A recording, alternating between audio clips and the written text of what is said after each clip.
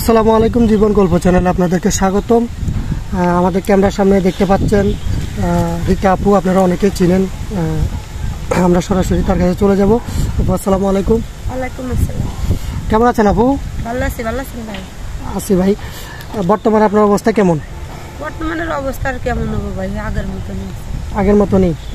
কেন? আমরা এতগুলো ভিডিও ছাড়ছি, এখন কি আপনার দুর্ভাগ্য না আমাদের দুর্ভাগ্য? আপনাদের দুর্ভাগ্য। দুর্ভাগ্য হচ্ছে আমার ভাই। আমার যদি কপাল ভালো হলে তাহলে তো পর্যন্ত একটা ভালো একটা কোনো সারা টারা পাইতাম, আমার মতো কোনো কিছু পাইলাম না। কিছু পেলেন না? তা আচ্ছা আপু, আপনি বয়স জানি কত বলছিলেন? 27 বছর।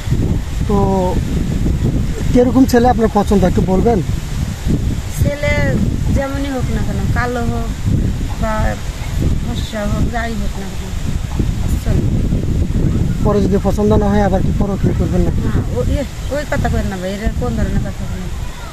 অনেক কষ্ট করে নিয়ে আইসি আপনাদের ভিডিওর সামনে, একটা ভালো একটা ঘরের লেগে, আর আমি ঘরে রেখে আমি পরের বিয়া করবো, এটা।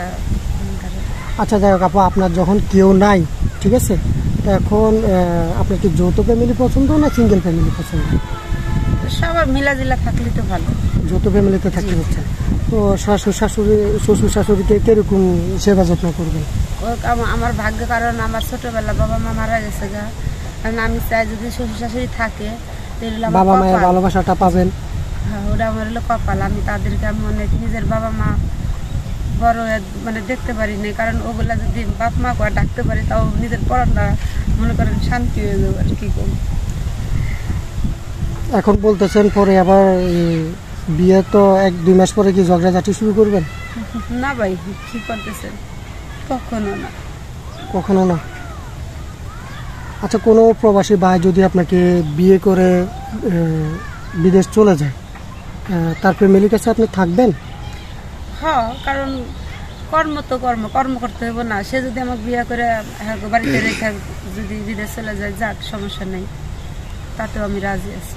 আচ্ছা, অনেক প্রবাসী ভাইরা আছে যারা দীর্ঘদিন ধরে প্রবাস জীবন করতেছে, টাকা পয়সা পাঠাইছে বা তাদের পরিবারের কাছে, অনেক পরিবারের কাছে টাকা দেওয়ার পরে তারা টাকাগুলো খেয়ে ফেলছে বা উনি এখন নিঃস্ব, কিছু পায় নাই। এমন কোনো ব্যক্তি যদি আপনাকে বিয়ে করে ঘর জামাই, যেটা বলে আর কি, ঘর জামাই থাকতে চায় বা আপনার বাড়িতে থাকতে চায়, কিভাবে থাকবে?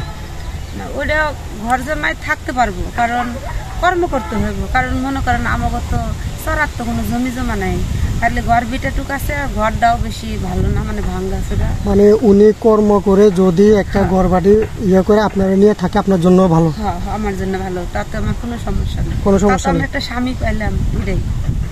আচ্ছা যাই হোক, এখন যদি কোনো ভাই আপনার সাথে যোগাযোগ করতে চায়, কিভাবে যোগাযোগ করবে? আপনাদের সাথে যোগাযোগ করলেই হবে। আমাদের সাথে যোগাযোগ করবে, কারণ আমার তো মোবাইল নেই। প্রিয় দর্শক, রিতা আপুর কয়েকটা ভিডিও আমরা আপলোড করছিলাম, কিন্তু কোনো সাড়া পাইনি। তো ওনার জীবনে অনেক কষ্ট।